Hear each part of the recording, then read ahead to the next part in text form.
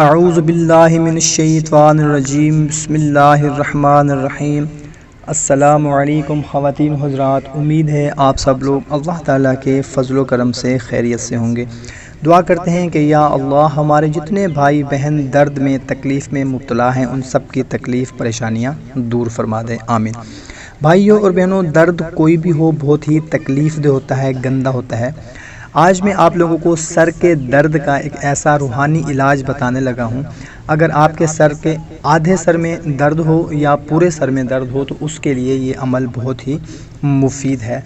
گھر کا کوئی بھی فرد ہو یہ عمل اس پر کر سکتا ہے۔ کرنا یہ ہے کہ جس کے سر میں درد ہو اس کے سر پر ہاتھ رکھ کر اول و آخر 11 مرتبہ درود ابراہیمی پڑھے اور درمیان میں سورہ ناس پڑھ کر اس کے سر پر دم کر دے، پھر اس سے پوچھے کہ درد ختم ہوا ہے یا نہیں ہوا، اور اگر درد ابھی ختم نہیں ہوا تو یہی عمل دوبارہ دہرائے۔